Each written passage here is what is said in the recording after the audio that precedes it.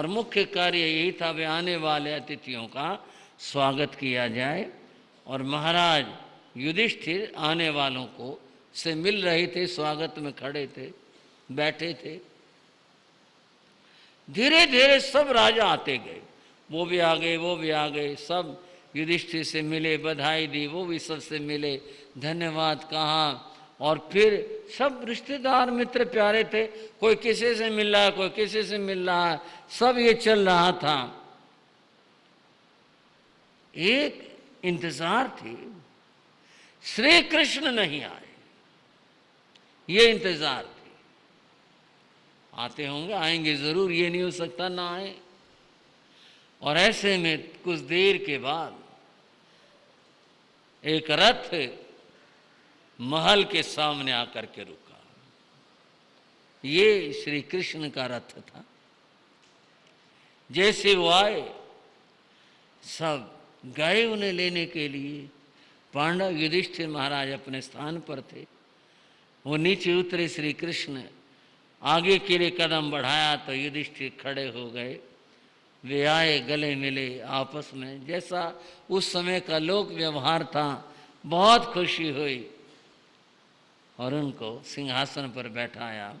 युधिष्ठिर नीचे खड़े हो गए, नहीं नहीं युधिष्ठिर आओ, बैठो भाई, बैठेंगे, बैठो आओ। उनको साथ बैठाया, राजी खुशी सब बातें हुई। ये सब होने के बाद अब चरित्र शुरू होता है श्री कृष्ण का। वे बोले, युधिष्ठिर मेरे लायक सेवा बताओ भाई। भाइयों, मैं ये बात किसी व्यंग में नहीं कह रहा, कोई सोचे हुई किसी कोई संकेत है क्या। मैं तो आपके सामने प्रस्तुत कर रहा हूं श्री कृष्ण के जीवन को। उन्होंने कहा, युधिष्ठिर मेरे लायक कोई काम हो तो काम बताओ भाई। महाराज आपकी तो कृपा चाहिए, बस यही काम है, अपनी कृपा बरसाते रहो, बस और क्या आपके लिए तो यही है। आपकी बड़ी कृपा, जो आप आ गए, पधार गए, बड़ी खुशी आपके आने से। तो हमारा सारा जो भी कार्य, बोले वो सब बातें ठीक हैं, फिर भी कोई काम हमारे लायक हो बताओ। सब ठीक है, सब अच्छा चल रहा है। कृष्ण बैठे रहे। कोई और राजा आ गई, रिश्तेदार मित्र कोई और, वो आए, उनका भी स्वागत होना ही था, स्वागत किया। युधिष्ठिर उनसे मिलने लग गए। ठीक है, तो आने, जो भी आता है उसी से ही मिलते हैं। वो उससे मिलने लगे। श्री कृष्ण को मौका मिला और वो वहां से उठकर चल दिए, मुड़कर देखा श्री कृष्ण नहीं है। उनके लिए सोचने की क्या बात थी, महल में गए होंगे या और भी सारा ही तो परिवार आपस में जुड़ाव था, रिश्तेदारी थी, उनके लिए भी वो कहाँ चले गए, ये तो कोई बात ही नहीं आई होंगे। ये ख्याल था कि महलों में चले गए होंगे, द्रौपदी से मिलने चले गए होंगे। आते रहे, जाते रहे, कुछ देर हो गई। युधिष्ठिर बोले अपने भाइयों से, क्या बात है कृष्ण, देख तो लो कहाँ पर हैं। महल में गए हैं, किधर हैं, देख तो लो, काफी देर हो गई इधर से गए हुए, देखो इधर उधर देखा, दिखाई नहीं दिए महल में। वहां पूछा रनिवास में, बोले नहीं महलों में तो नहीं आए। तो फिर किधर गए, इधर उधर देखते रहे। थोड़ा सा मन में एक कोने में ख्याल आया, कहीं ऐसा तो नहीं हो किसी बात से नाराजगी हो गई हो और हम इधर उधर लग गए हो और उन्होंने कुछ महसूस किया हो। और देखो अच्छी तरह देखने लगे, सब जगह उनको ढूंढने लगे। अब कृष्ण की बात सुनो बंधुओं, जो सुनने की बात है, मेरे बहनों जो समझने की बात है। श्री कृष्ण वहां से उठे, उन्होंने जो सोचा होगा वो मैं बता रहा हूं कि यहां मैं बोझ बनने के लिए तो नहीं आया कि भाई सब मेरे चिमटे रहो, सारे के सारे मेरी सार संभाल रखते रहो, अपना काम छोड़ो। मैं इसलिए तो नहीं आया, मैं तो इसलिए आया हूं कोई काम हो, कुछ हो तो हाथ बटाया जाए, इसलिए आया हूं। वो इधर उधर घूमते फिरते देखते, वहां चले गए जहां भोजन चल रहा था। जो व्यवस्था थी आज की व्यवस्था में, कहीं भी टेंट लगे हुए थे और लोग जो भी पट्टी बिछाई थी उस पर बैठ के भोजन कर रहे थे, पतलें लगी थी, लोग खाना खा रहे थे, परोसा जा रहा था, उला रहे थे और लोग खाना खाकर उठ रहे थे। श्री कृष्ण ने ये देखा सब अच्छा चल रहा है, भोजन भी आ रहा है, भोजन परोसा जा रहा है, लोग खा रहे हैं, परंतु खाकर जो उठ रहे हैं उनकी पत्तलें उठाने वाला व्यक्ति नहीं है। थोड़ी इंतजार रहती है भाई पत्तल उठे तो और लोग बैठे। और वो पत्तल उठाने की जिनकी भी ड्यूटी रही थी कर्मचारियों की, वो इधर उधर होंगे, देर कर दी होगी। श्री कृष्ण ने ये देखा। अब कोई इसे घड़ी हुई कहानी बताए तो भी मैं बुरा नहीं मानता, और ये उनका जीवन था, इससे बड़े गौरव की कोई बात नहीं। कृष्ण ने इस बात के, हाँ भाई उनको बुलाओ, पत्थर उठाने वाले कहाँ हैं, क्यों नहीं आ रहे हैं, कुछ नहीं कहा, बल्कि वो स्वयं पत्तलें उठाने लग गए, खुद से पत्तलें उठाने लग गए। बंधुओं, काम बताए नहीं जाते, काम ढूंढे जाते हैं। जिसने काम करना हो, सेवा करनी हो, वो अपने आप ढूंढ लेता है, और जिसने बचना हो कहने के बाद भी वो आदमी नजदीक नहीं आता।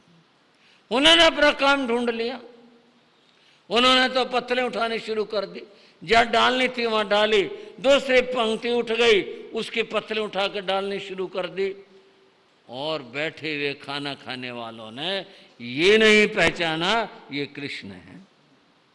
उन्होंने तो कर्मचारी समझा, वो काम करने वाला होगा, इसकी ड्यूटी होगी। वहां श्री कृष्ण को ढूंढ रहे थे, कहाँ गए। आखिर ये ढूंढते फिरते युधिष्ठिर भी, दूसरे उनके भाई सब वहां आ गए जहां भोजन चल रहा था, कि देखें यहां तो नहीं आगे घूमते फिरते हो।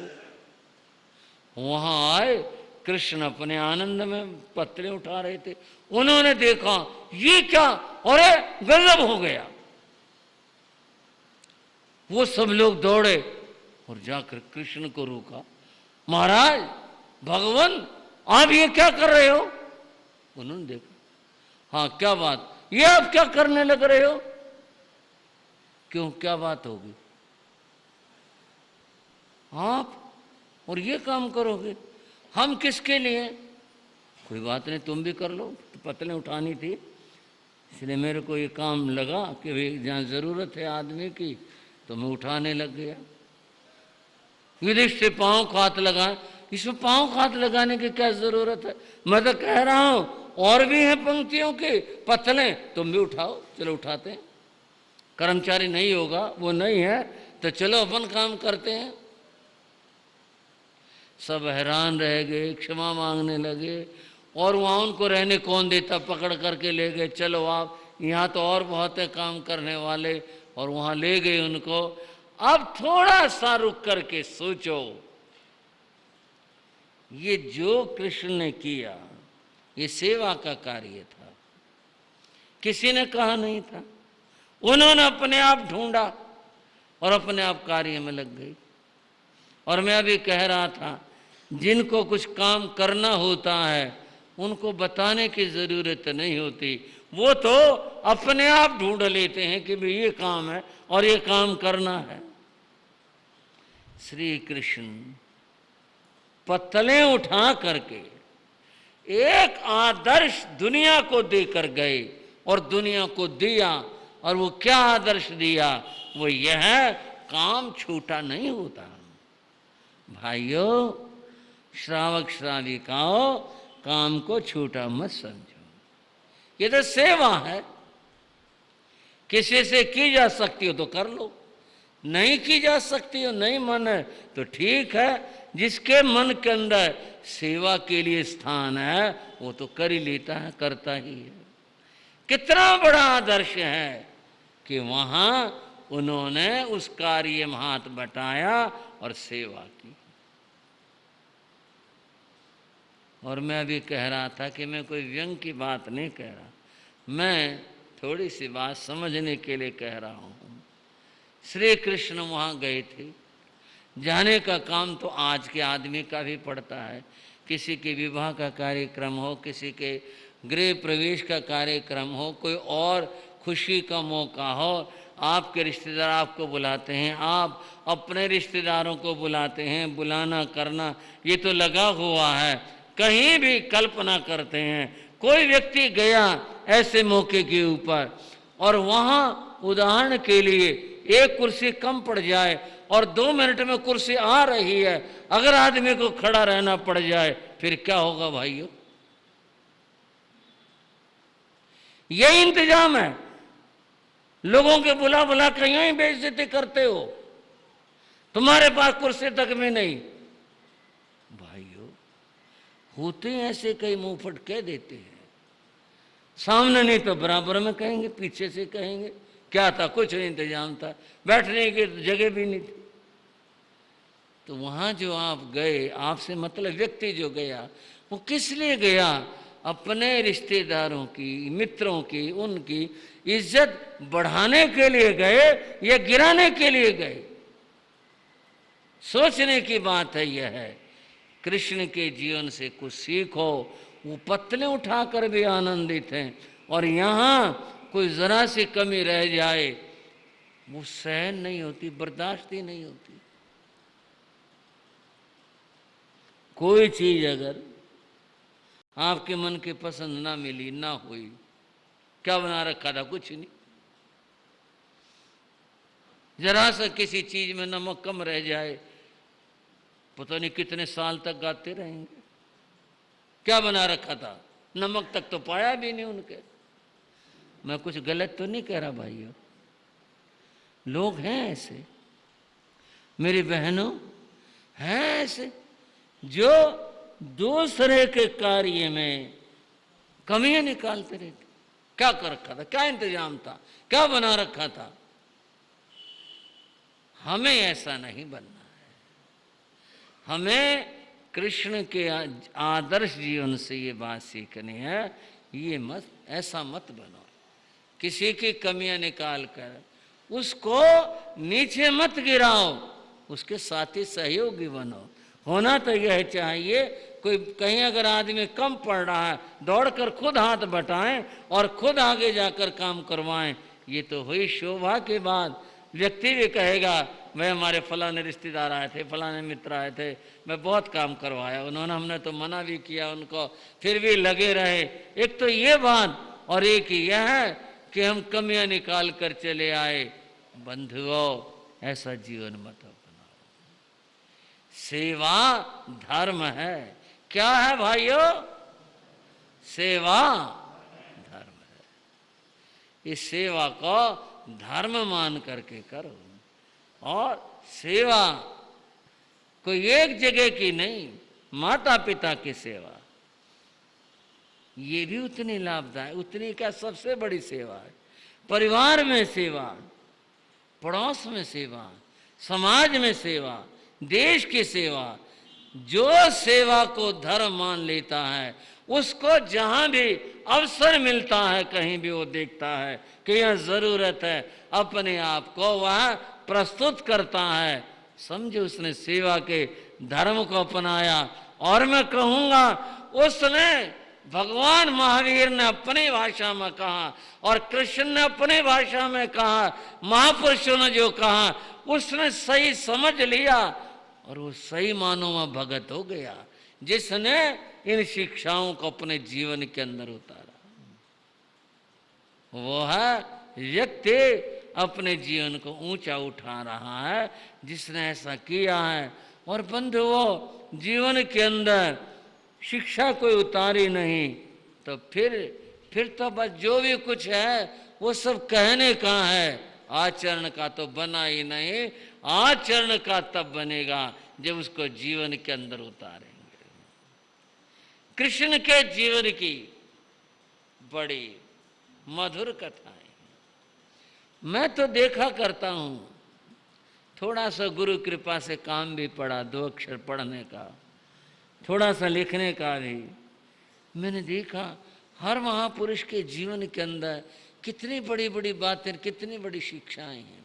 हम कोई महावीर का भगत बनता है, कोई कृष्ण का भगत बनता है, कोई राम का बनता है, कोई और किसी संत का, महापुरुष का बनता है, अपने आप को भगत कहते हैं, पर उनके अनुसार जीवन तो बनाओ, उनकी शिक्षाओं को जीवन में तो ढालो, तभी तो भक्त बन पाओगे। अगर जीवन में कोई शिक्षा नहीं उतारे फिर क्या हुआ? केवल बातें बातें तो हुए, जीवन में तो कुछ नहीं उतरा। क्षमा को महान धर्म कहा, सब महापुरुषों ने कहा। भगवान महावीर ने क्षमा के बारे में बहुत अद्भुत कहा, और महापुरुषों ने भी कहा। आज चूंकि जन्माष्टमी है तो मैं श्री कृष्ण के जीवन की बातें सुना रहा हूँ। महावीर जयंती होती तो महावीर की बातें कहता, और कोई प्रसंग होता तो उस महापुरुष की बात बताता। आज जन्माष्टमी है, उनके जीवन की बात बता रहा हूँ। एक बार श्री कृष्ण अपने महल में थे, और महल का जो चौक था उसमें सिंहासन बिछा हुआ था। कृष्ण उस पर बैठे थे। बाकी तो जैसे आप अपने घर में होते हो, ठीक है, सब कोई अपना कुछ काम कर रहा है, कोई कुछ कर रहा है, आप भी अपने मस्ती और आनंद में बैठ जाते हैं। कृष्ण ऐसे ही बैठे हुए थे, आराम के साथ में अपने सिंहासन के ऊपर। सहसा उन्होंने देखा महल के दरवाजे पर महात्मा लोग आ रहे हैं, साधु लोग आ रहे हैं, और बंधुओं साधुओं को देखा, नजर पड़ी दुर्वासा ऋषि आ रहे।